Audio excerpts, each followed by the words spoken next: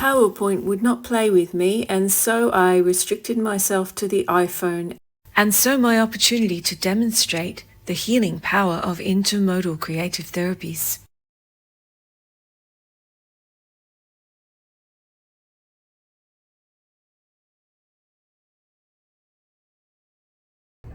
Orate.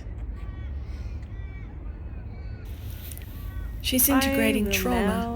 She describes herself as a self-healer and a reporter, one who senses and records feelings. I want to orate today. Hello, my name is Cherie Glasson, and I am studying creative therapy. I am doing so to help with my own healing journey, and perhaps then to share what I have learned with others. Here is the roadmap for what we're going to explore in today's presentation. We'll explore 4 themes of healing, ritual, dadiri, and spirit. We'll also look at an interesting case study of culturally informed intermodal therapy, which is an online platform called The Dream Arc. And interspersed with these will be some of my own stories and reflections from my own healing journey. What is healing? Probably about 3. One of my earliest memories is of me drawing a Humpty Dumpty on the wall of our parents' flat in DY in Sydney. My mother came in and she was aghast. However, I suppose looking back, what I was doing was trying to heal. I was trying to put Humpty Dumpty back together. Ancient Egyptians wore the blue-green eye of a goddess called Wadjet, or the Green One. She was also known as the Intact One, and she was there to keep the wearer safe. Kiermaier says that healing involves a basic logic of transformation from sickness to wellness that is enabled through culturally salient metaphorical actions. He shows that healing can mean different things and depending on our background. When I became unwell, the doctors had no treatment for me that worked because they could not understand the nature of my disease. My friend came forward to help me.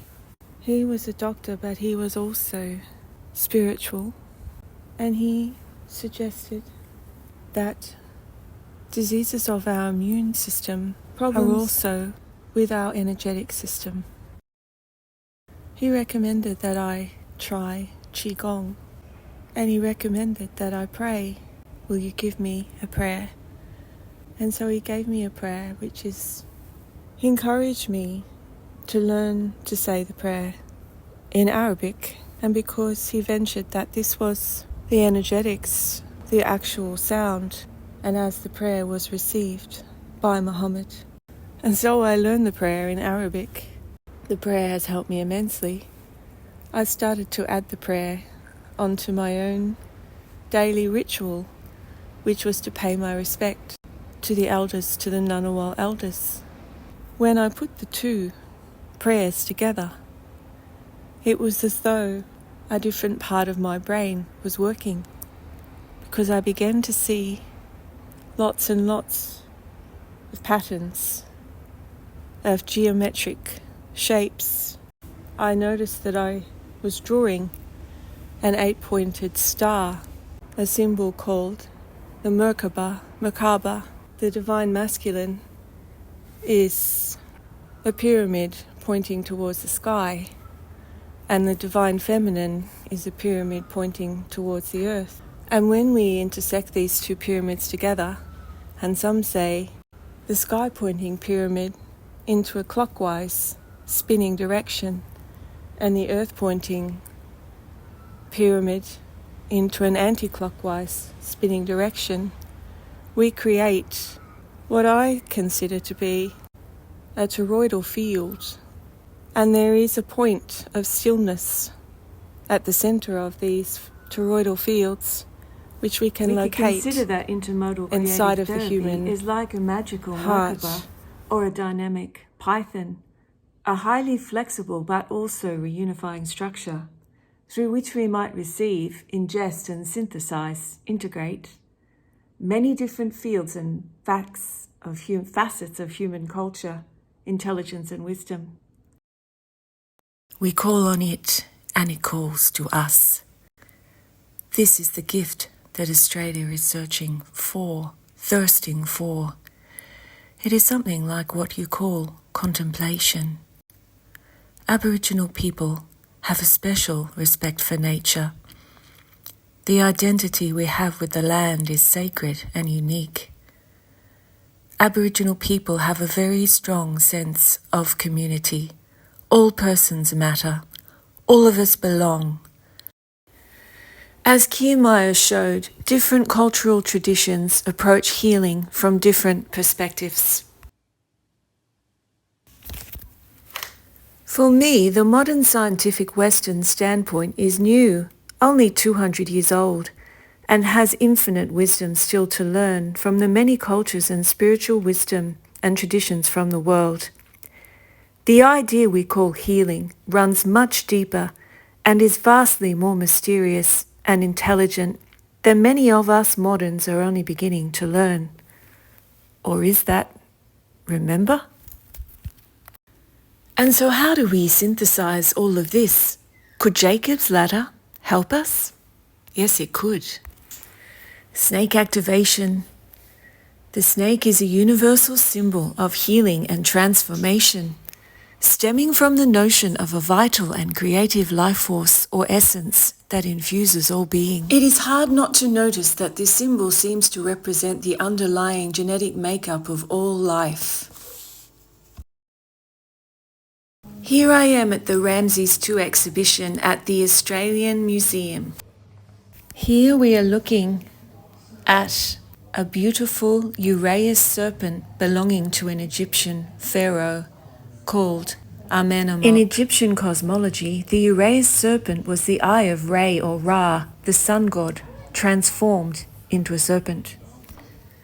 This serpent also represented the Wadjet, who was the goddess who guarded Lower Egypt.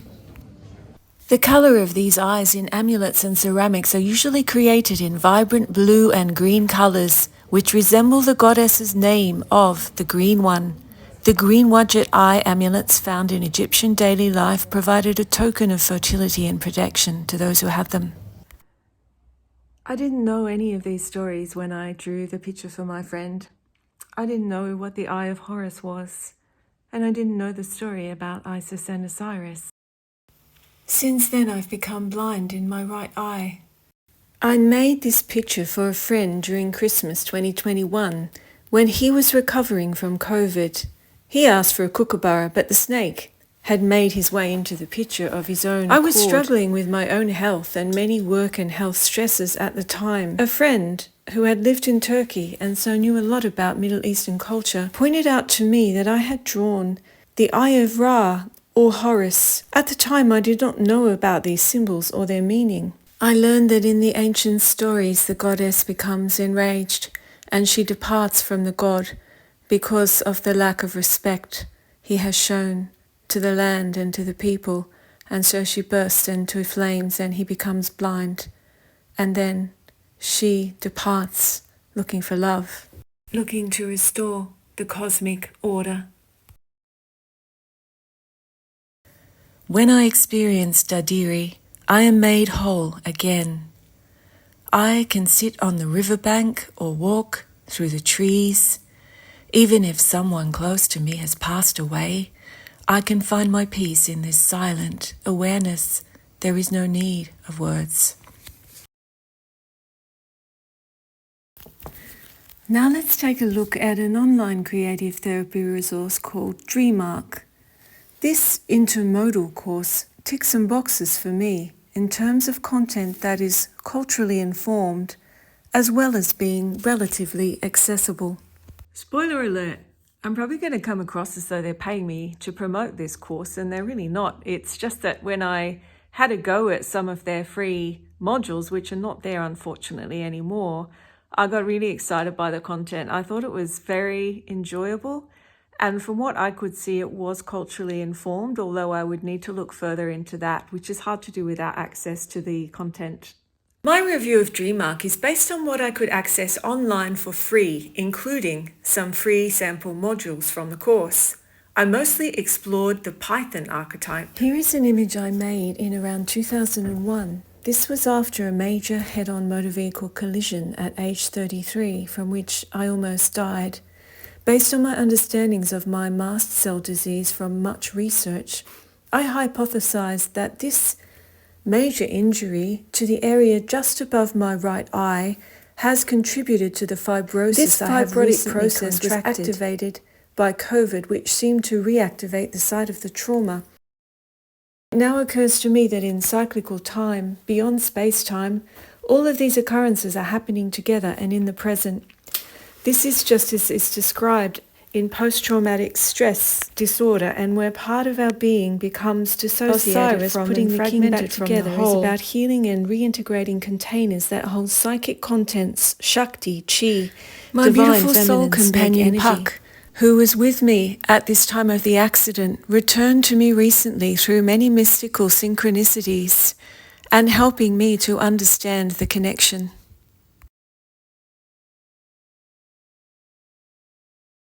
They tell stories of me struggling to stay safe and true to myself, and with instructions that I did not experience as safe.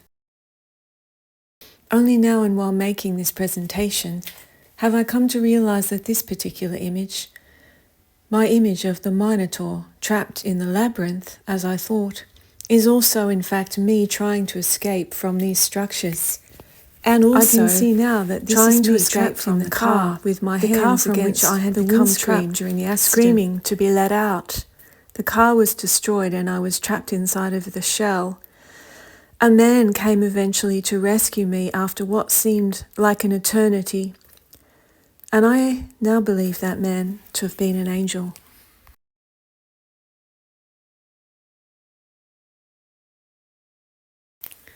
And I do mean this literally, because I was unable to find out, and the ambulance insisted there was no man waiting with me when they came to get me, although for me there was a man sitting next to me holding my hand who promised he would not leave until the ambulance returned. And yet the paramedics told me there was no man, is said to be and so I do believe it to be an angel who came and saved my life. I didn't know any of these stories when I drew the picture for my friend. I didn't know what the Eye of Horus was, and I didn't know the story about Isis and Osiris. And it was only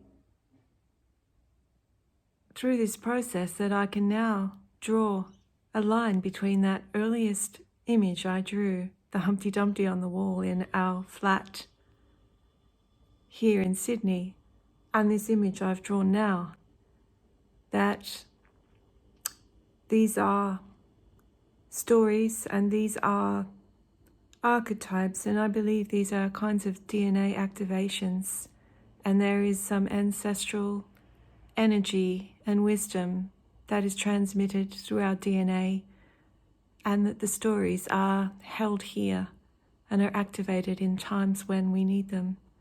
So this, for me, highlights that, as Jung and others have said,